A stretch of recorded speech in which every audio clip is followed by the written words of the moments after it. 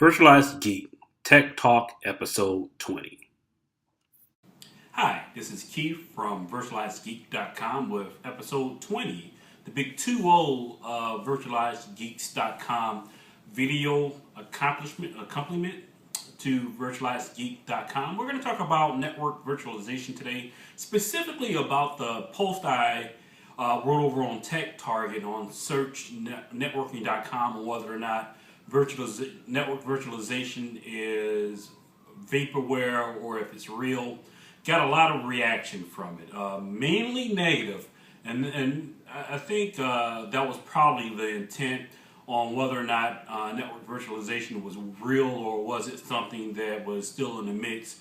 So I thought it'd be a good idea to add some context around my assertion that network virtualization was vaporware.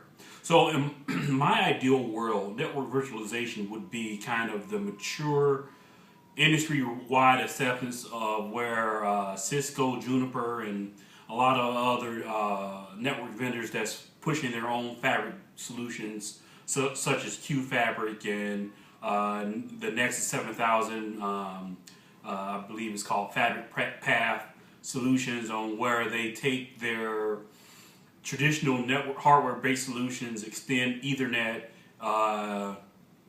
to a flat network throughout across multiple devices, and pretty much bypass the concept of spanning tree as we know it today.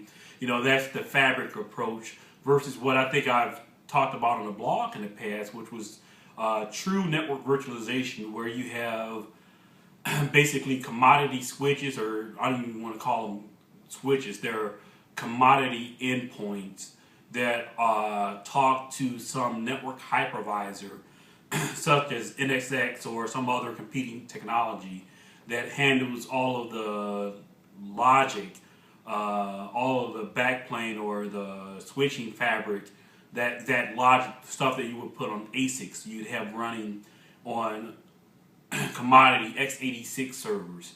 This allows the ability for those network ports to be any port. So let's say you have some super fast interconnect, it doesn't matter what it is, InfiniBand, 10 gigabit Ethernet, doesn't matter, connecting your core data center and the endpoints.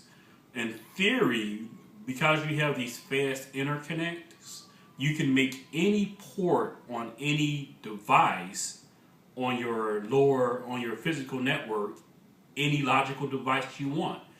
You want to have an intrusion protection port hanging off a port that's in your closet on one of your closet switches? Sure, no problem.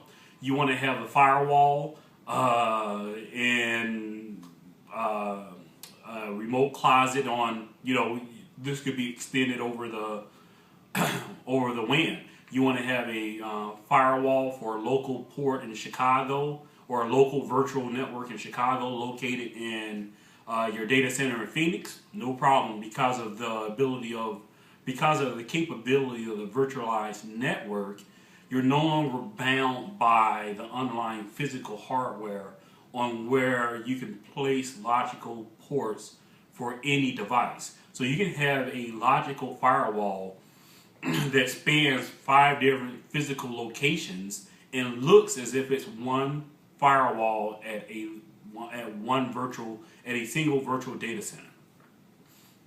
To me, that's kind of network virtualization nirvana.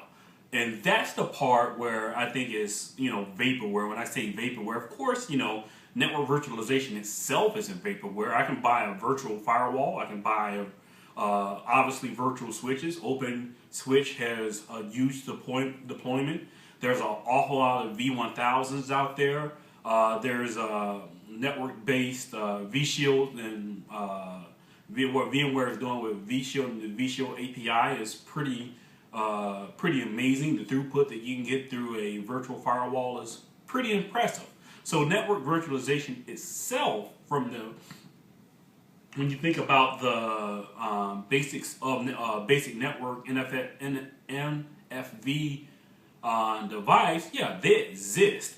but the nirvana of being able to pause, rewind your network as you would do in a x86 virtualization world today, I'm standing by my statement that today uh, that's vaporware. However, I did meet with the VMware chief network architect, and we had a pretty cool discussion where he's going to help kind of bring me up to speed on what's in the market, and hopefully I can come back to you guys and we can have a real conversation about and have some delimiters on what's real and what's fake and what's kind of coming down the pipeline.